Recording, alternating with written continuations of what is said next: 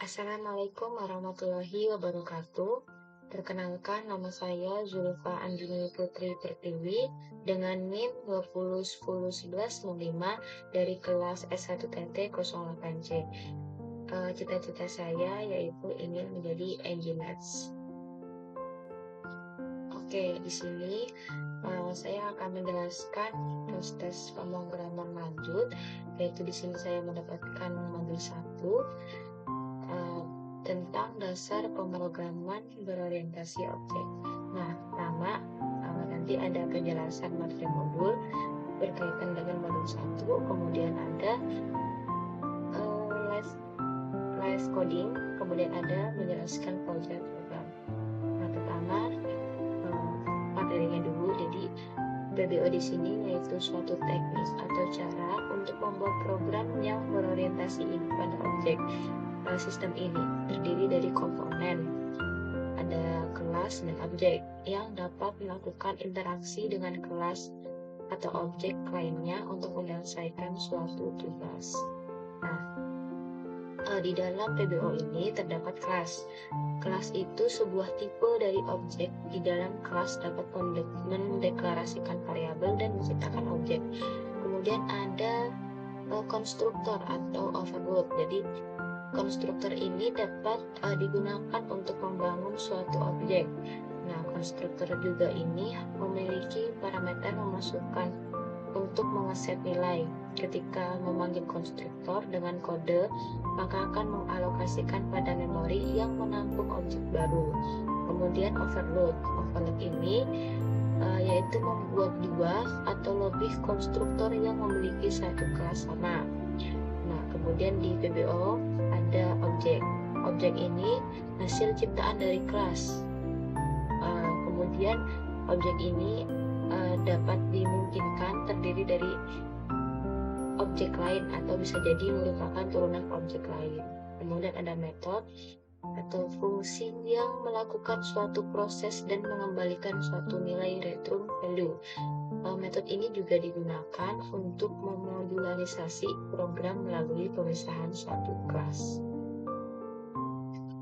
Oke, di sini saya mulai let's recordnya ya.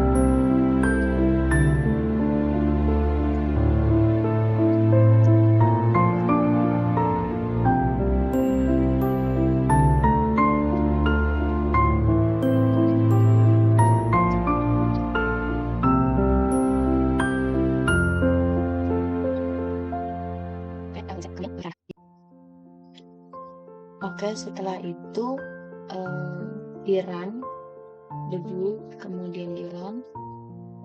Untuk nama siswa pertama yaitu Zulfa, kemudian kas yang dibayarkan yaitu 1.000,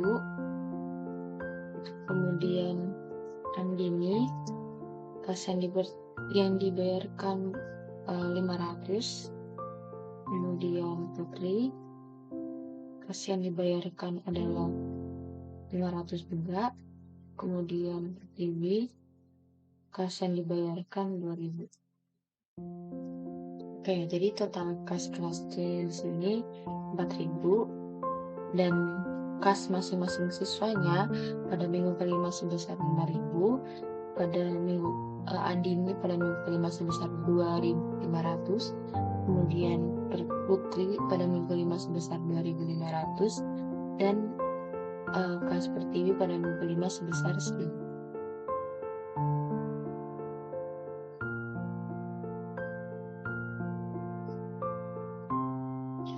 Nah, setelah tadi sudah live program dan runningnya, kemudian di sini saya akan bahaskan. Nah, pada baris keempat kelas kas yang bercetak biru ini, yaitu kita membuat objek dari satu macam kelas yang bernama kas. Nah, kita dapat mendeklarasikan variabel dan menciptakan objek yang dimana ada privat. Nah, di sini privat adalah member kelas privat.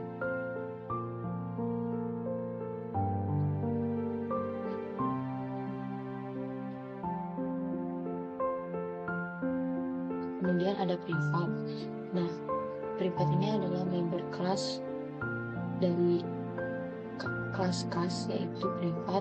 Kemudian ada INT uang, setoran harga, M perkalian adalah tipe data integer dengan 5 variabel yaitu uang, setoran harga, M dan perkalian. Nah, kemudian ada char siswa atau tipe data char dengan nama variabel siswa dengan maksimal 30 ter. Nah, di dalam public itu ada void fungsi 1, 2, 3 yang merupakan member fungsi dengan nama fungsi 1, 2, 3. Kemudian ada void total yaitu member fungsi dengan total 5 parameter pada fungsi kas. Kemudian kas dalam kurung titik 2 M5 ini merupakan konstruktor. Nah, konstruktor ini digunakan untuk menginstansi atau menciptakan sebuah objek.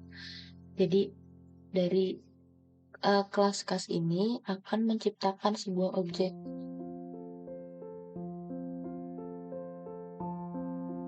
Yang pada void kas. Nah, pada void kas ini merupakan fungsi di luar kelas. Kemudian ada di baris 22 ini ada sebuah code nama siswa, cin siswa yang merupakan sebuah output serta input nama siswanya. Nah, kemudian ada fungsi void kas fungsi 2. Ini merupakan konstruktor juga yang di luar kelas. Nah, kemudian ada code kas yang dibayarkan. Ini merupakan sebuah output dan input setoran kasnya. Nah, kemudian ada void kas total kas dan lain-lain. Ini merupakan konstruktor juga yang mempunyai fungsi di luar kelas dengan 5 parameter fungsinya. Kemudian ada ini rumus harga sama dengan K1 setoran ini merupakan rumus aritmatika pertama di dalam member fungsinya. Nah, kemudian ini total kas C ini adalah sebuah output dan tempat pemanggilan proses harganya. Jadi di baris 31 ini akan mengeluarkan output dan pemanggilan proses harganya. Kemudian dari baris 32 sampai 34 ini merupakan sebuah output. Kemudian lanjut pada ini baris 35 sampai 42 ini merupakan sebuah output serta tempat memanggil variabel pada aritmatika. Misal ini K1 berarti merupakan aritmatika kedua. Ini merupakan aritmatika ketiga, keempat, dan kelima gitu. Jadi ini tempat memanggil variabel siswanya. Kemudian ada int main lagi. Ini merupakan fungsi utamanya. Kemudian kas waktu. Nah, kas waktu ini di sini memanggil kelas kas serta objek yang disertai dengan argumennya. Kemudian ada kas K1, K2, K3, K4 ini merupakan nama kelas untuk memanggil kelas kas serta beberapa objeknya.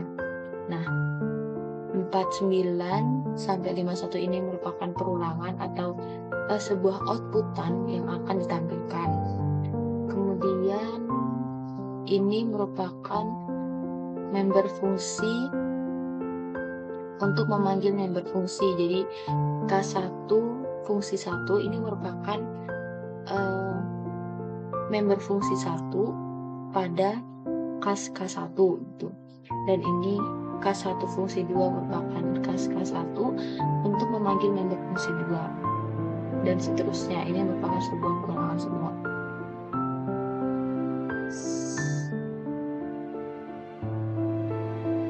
Oke, lanjut untuk flowchart-nya. Jadi di sini flowchart yang pertama start, kemudian di dalam proses yang menyatakan suatu proses ini adalah kelas kas. Kemudian ada inputnya, yaitu deklarasi member data dan deklarasi member fungsi.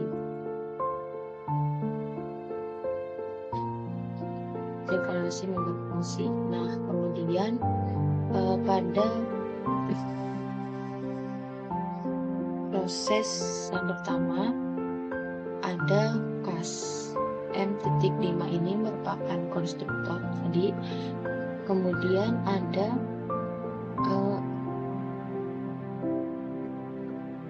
input pada void kas fungsi 1 dan void kas fungsi inputnya. Kemudian ada input atau rumus untuk menghasilkan seluruh uang kas pada kelas C ini. Kemudian ada